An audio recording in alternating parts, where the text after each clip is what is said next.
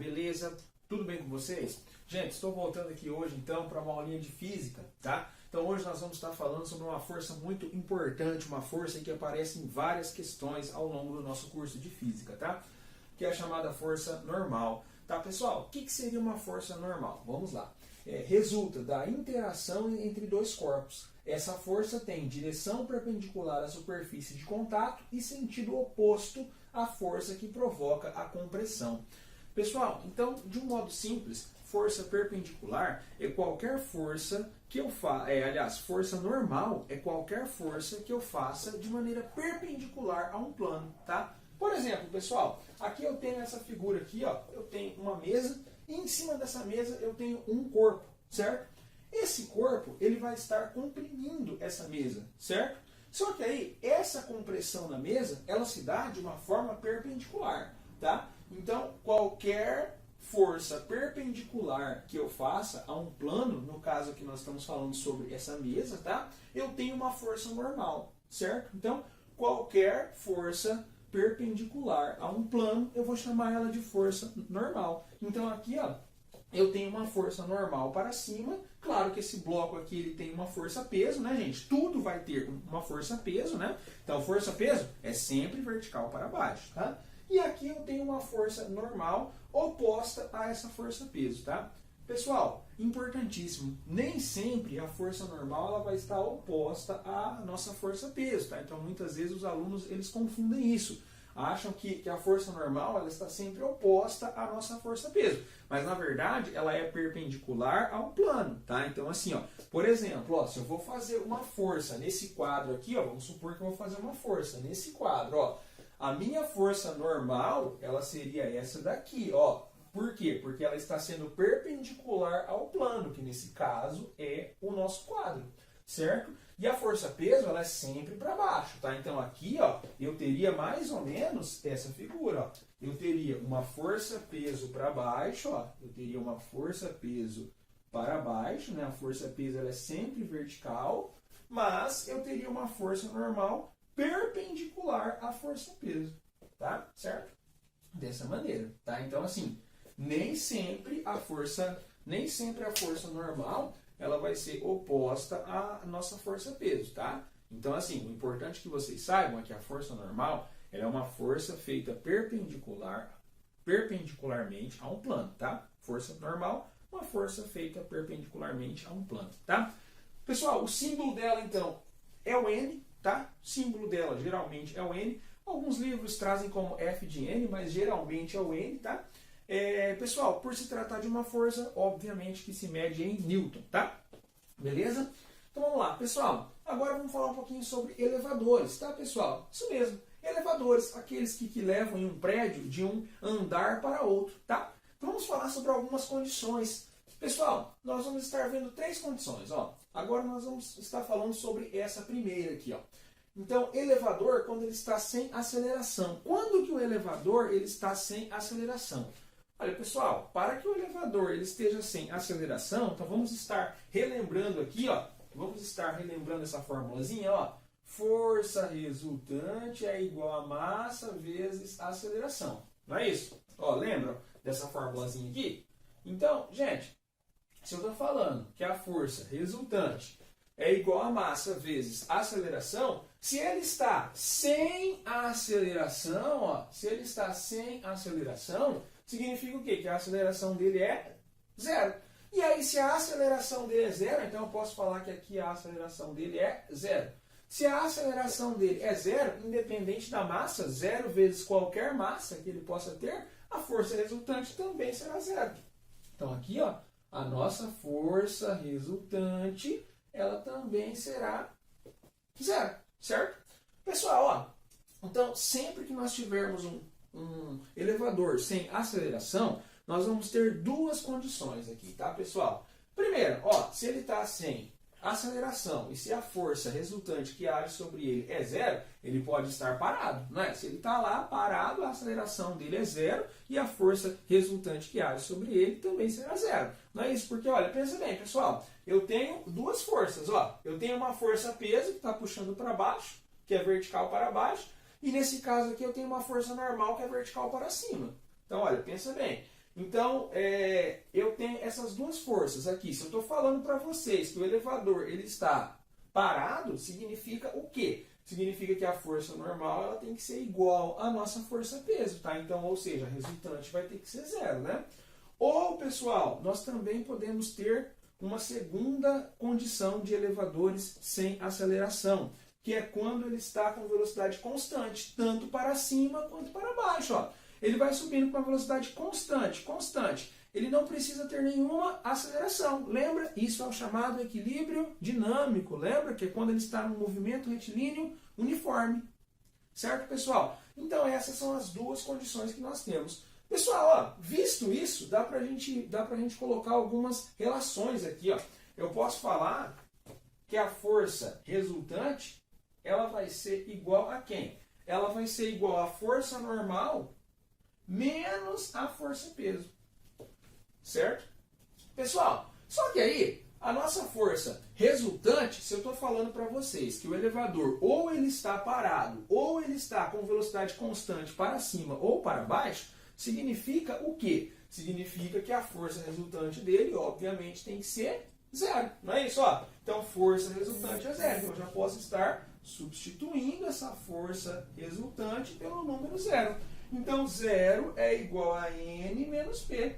Pessoal, ó, se eu fosse passar esse menos P para lá, ele passaria mais. Então, eu posso falar que N é igual a P. Tá? Então, aqui a gente demonstra que, no caso, quando nós temos um elevador sem aceleração, eu tenho que a força normal é igual à força-peso. Pessoal, isso daí é óbvio, né? Então, assim, ó, se eu estou falando para vocês que o elevador ele está parado ou ele está equilibrado, então o que nós temos? E eu tenho duas forças somente que agem sobre ele, ó, então aqui, o que nós temos? Essa força aqui tem que ser igual a essa força, tá? Pessoal, então vou fazer uma pausa agora e volto logo para a gente falar sobre as outras duas condições envolvendo elevadores, tá? Voltei aqui então para falar sobre o segundo e terceiro caso envolvendo elevador. Pessoal, segundo caso, elevador com aceleração para baixo, ó, então aqui nós já sabemos que o elevador ele tem uma aceleração para baixo. Então vamos colocar aqui, ó. A aceleração, ela está para baixo, certo?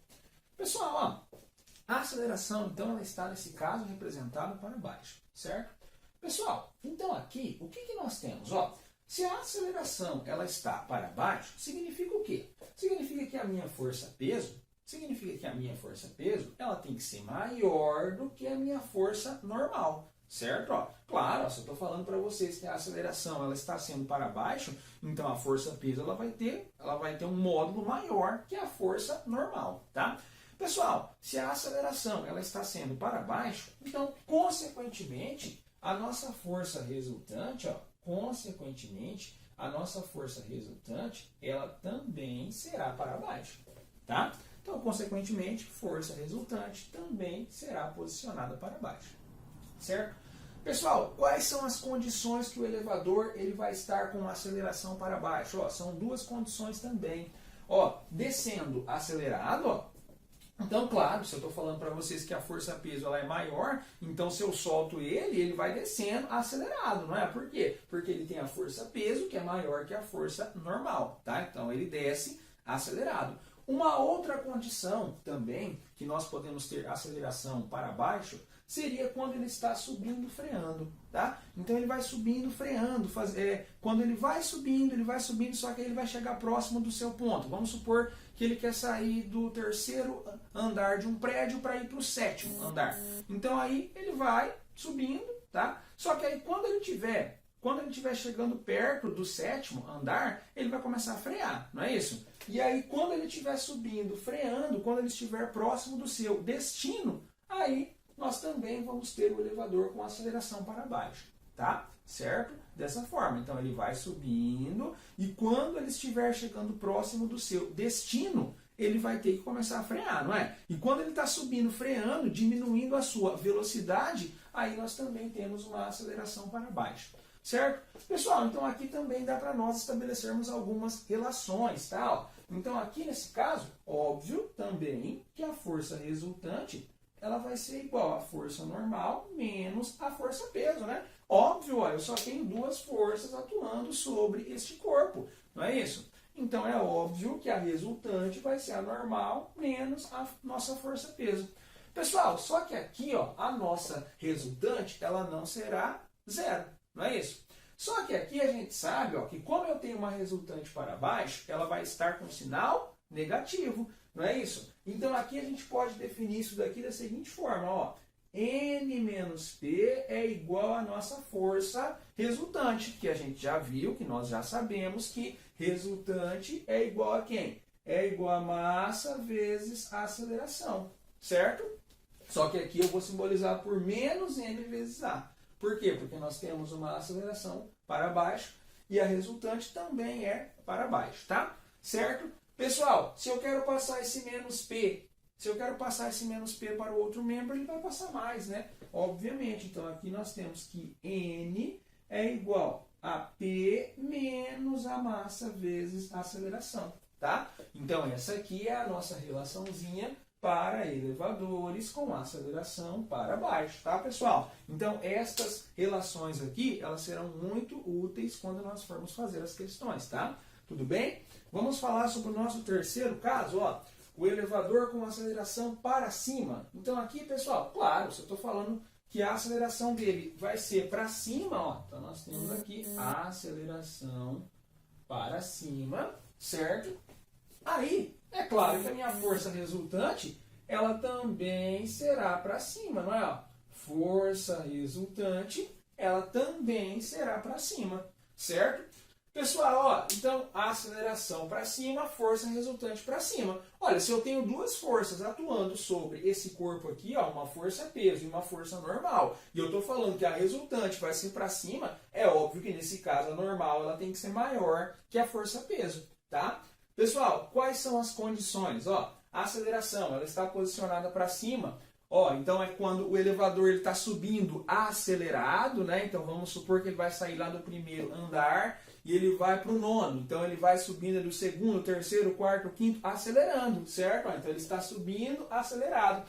Ou quando ele está descendo, freando. Ó, vamos supor que está em um prédio ali bem alto, ele está lá no 13º, tá? Ele está no 13º andar e ele vai voltar lá para o térreo. Então ele desce, certo? Ele desce. Só que aí, quando ele começa a frear, ele precisa, quando ele está chegando próximo desse térreo, ele precisa fazer o quê? Ele precisa frear, então ele precisa de uma aceleração para cima. Então, quando ele desce, e à medida que ele vai precisando frear, ele precisa de uma aceleração para cima. Por quê? Porque ele está diminuindo a sua velocidade. Então, ele precisa de uma aceleração contrária ao seu movimento, tá? Então, essas são as duas condições, ó, subindo acelerado ou descendo freando. Então, pessoal, vamos fazer a mesma coisa que fizemos no primeiro e no segundo caso, tá? Então, nós vamos estabelecer uma relaçãozinha, tá? Ó. Então, aqui, obviamente, ó, que eu tenho duas forças atuando sobre esse corpo, eu posso falar o que para vocês? Eu posso falar que a resultante, ó, a resultante desse cara aqui é a normal menos a nossa força-peso. Não é isso? A resultante desse cara é a normal menos a peso. Resultante, nós já vimos que é o quê? É massa vezes a aceleração.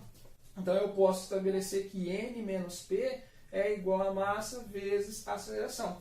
Vou passar esse menos P para o outro membro, ele passa mais.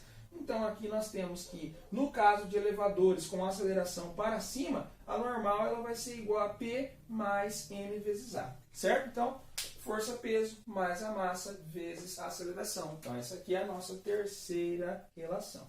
Certo, pessoal? Olha, basicamente nesse vídeo, então, falamos sobre uma força importantíssima, que é a força normal. Estabelecemos relações com ela no caso de elevadores. Então, vimos três casos, quando o elevador ele está sem aceleração, quando ele está com aceleração para baixo e quando ele está com aceleração para cima, certo?